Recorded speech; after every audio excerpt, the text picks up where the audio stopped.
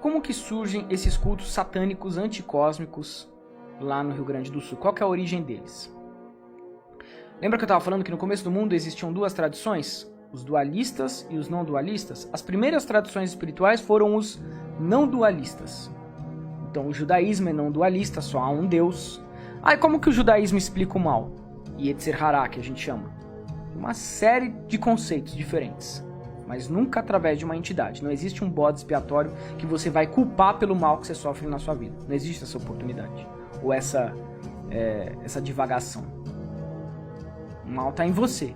Corrija-se, corrige teus passos, enxerga melhor a situação, medita, ora, que você vai conseguir atingir o equilíbrio. O mal no judaísmo é falta de equilíbrio, não é uma entidade. Então o judaísmo é não dualista, não tem dois deuses, não tem um deus bom e um deus mau, não existe isso. O hinduísmo também não tem um deus bom e um deus mau. Todos os outros deuses do hinduísmo funcionam através e para Brahman. Brahman, inclusive no hinduísmo, se desdobra em Brahma, em Vishnu e Shiva. São as três faces do Criador. As tradições egípcias, só há um deus também. Só existe Amon, que depois se desdobra em Amon-Ra, em Amon-Pitá, Horus, Sete, Sebek, Ísis, Maat. São deuses, são forças da criação que auxiliam o Deus principal, o infinito, que só pode ser um, nos seus desígnios, na sua criação. Então todas as religiões antigas, por isso que o judeu pode dar a mão para um bandista pode dar a mão pro cara do paganismo egípcio, o cara do paganismo egípcio pode dar a mão pro budista, porque todas as religiões antigas não trazem o conceito de um segundo Deus, de um Deus do mal. Não há. Há espíritos negativos, a gente chama de encosto aqui no Brasil, né? Mas há relatos de espíritos obsessores nas religiões. Você faz um ritual ali de banimento, faz um sacode, faz uma oração, ele vai embora. Não há um regente do mal. É isso que eu quero dizer. Isso é a não dualidade. Deus é o todo, inclusive eu. Se eu saio do infinito, eu sou parte do infinito. Então é como o mar, né? Eu expliquei isso num podcast, inclusive esse corte viralizou. Vou explicar de novo, o que é a não dualidade? Você tem um oceano, uma força primordial da vida. E as ondas que estão ali em cima do oceano, na superfície do oceano, são individualidades, pseudo-individualidades que aparecem nesse grande oceano primordial. Então, do ponto de vista das ondas ali na superfície do oceano, vamos nos comparar com as ondinhas, tá? Pra vocês entenderem a não dualidade.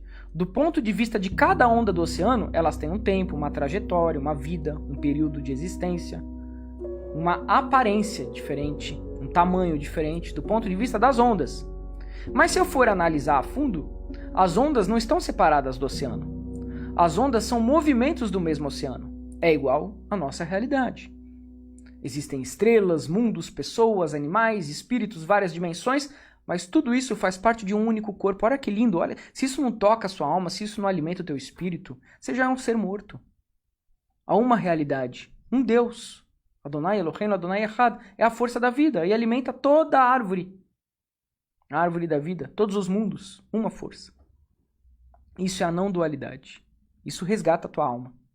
Isso limpa você, isso renova. Agora, surge uma outra facção no mundo chamados, né, os dualistas. É aqui que o mal começa. Não porque ele existe de fato, mas porque começam a acreditar nele. Olha que interessante, vocês já vão entender o que isso se relaciona lá no Rio Grande do Sul, nos satanistas lá do Rio Grande do Sul.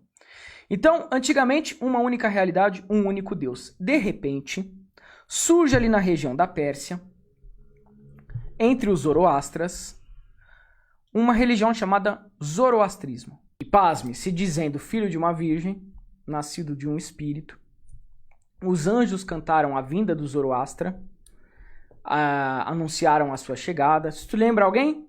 Se não te lembra alguém, você tem que estudar mais de história. E esse Zoroastra, ele começou a fazer muito sucesso ali entre os persas. Ele fazia vários milagres, né? Também dizem que ele fazia cura, fazia coxo andar.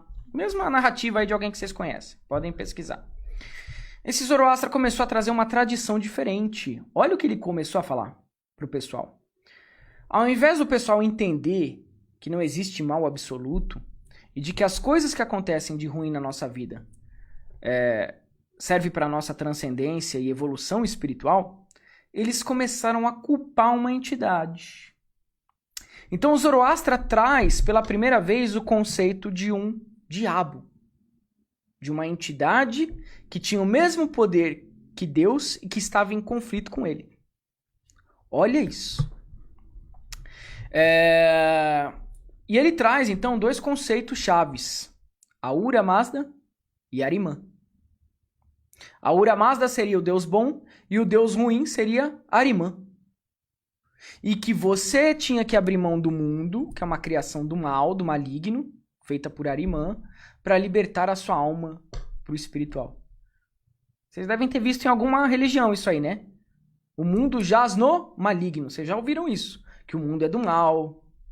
Pois é, porque o cristianismo sai do zoroastrismo. Porque ele esteve presente lá na biblioteca de Alexandria.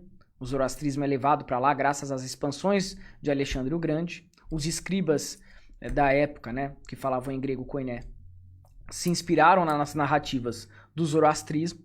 Platão depois desenvolve essa ideia, surge os primórdios do gnosticismo. No século I, os escribas começam a escrever os livros do Novo Testamento em grego koiné, inspirados nessa visão dualista do Zoroastra. Então, o cristianismo, por isso que os judeus não aceitam até hoje, porque acontece que o cristianismo, para o povo judeu, é uma heresia muito grande, porque colocam duas realidades. Não há mais um Deus só, um todo-poderoso. Há dois. Isso, para o judeu, é a maior heresia do mundo.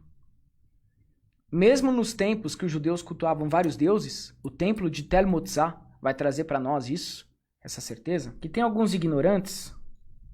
Mas judeu cultua deuses antigos, os hebreus, sim? A prova está aqui, ó. Templo de Tel Motzah.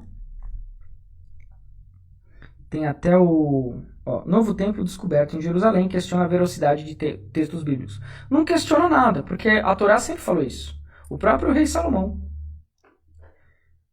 Aqui são esculturas achadas em Tel Motzah, tá? Então, Asherá, Baal, encontraram várias... Isso aqui tá a 8 quilômetros do primeiro templo de Jerusalém, lá do Muro das Lamentações, tá? Só que o Rodrigo Silva não fala. Olha só que interessante. Tem até página no Wikipédia. Ó, G1, saiu no G1, saiu no Haaretz, um jornal da época.